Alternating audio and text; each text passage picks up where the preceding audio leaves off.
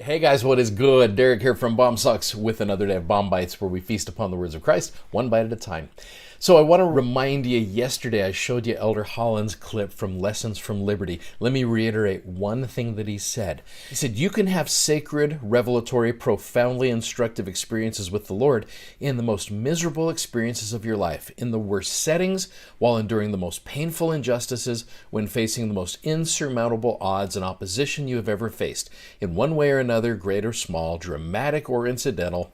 Every one of us is going to spend a little time in Liberty Jail, spiritually speaking. So what I wanted to do with you today is a little thing, just simply put, Lessons from Liberty Jail. And I want to take some phrases from sections 121 and 122 from the prophet Joseph and also from the Lord Jesus Christ, and how they can help us when we are going through our own little Liberty Jails in our lives. And I want you to think for a moment of maybe a trial or a difficulty that you currently are going through.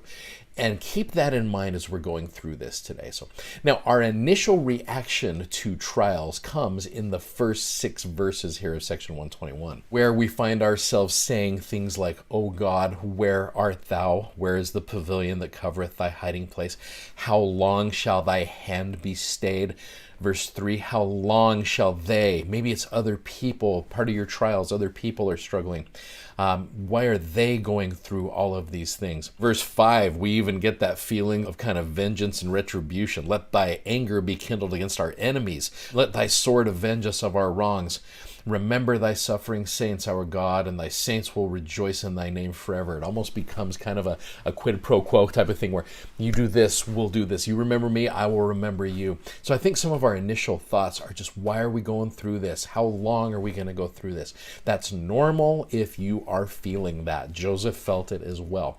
But what's interesting is you start getting into lessons from liberty. Now, to set that up, one of my favorite quotes from Neil A. Maxwell, he said, when we are perplexed and distressed, and I would submit to you that that's exactly what Joseph and the saints were, explanatory help is not always forthcoming, but compensatory help will be.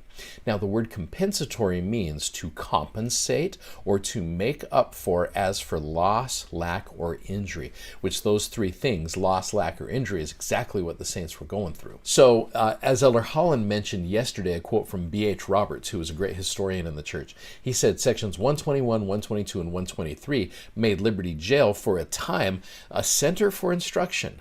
The eyes of the saints were turned to it as the place whence would come encouragement and counsel, the word of the Lord. It was more temple than prison, so long as the prophet was there. And it was a place of meditation and prayer. Joseph Smith sought God in this rude prison and found him. So I want to share with you what I would say are 10 compensatory helps in times of adversity and trial. And I'm just going to roll through these, and then I'm going to let you do some interesting things with these. So first of all, the phrase, my son. Here's the Lord, my son. Peace be unto thy soul. Thine adversity and thine afflictions shall be but a small moment. If thou endure it well, God shall exalt thee on high. Thou shalt triumph over all thy foes. Thy friends do stand by thee. Thou art not yet as Job. That's an interesting one. I've heard people say that thou art not yet as Job is kind of an interesting thing. If you read in the Old Testament sometimes, there are people who will suggest that Job is a fictional character. So this right here, here's the Lord flat out saying, look, you're not yet as Job. Job was a real guy. That'd be like comparing your trials to Harry Potter. You're like, you thought you had it hard. Harry Potter had, yeah. God's not going to compare your trials to a fictional character. Job is very much a real individual. Here's number 7. Thy God shall stand by thee forever and ever. I love that phrase.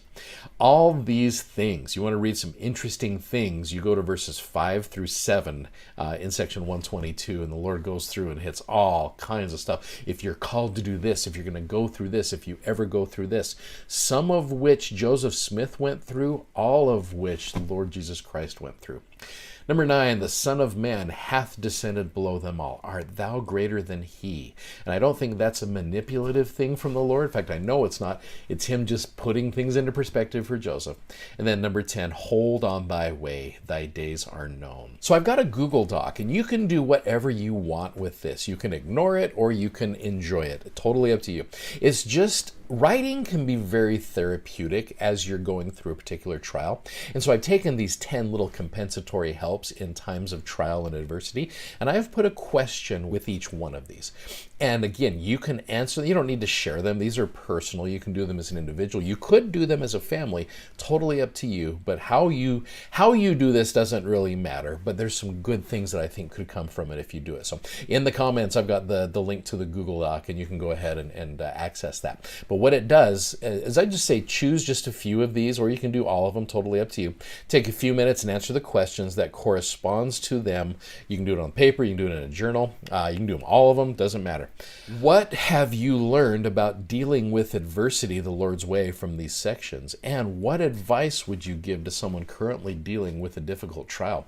Maybe that could be something that can put in the comments. It's just, what have you learned that could help someone else out?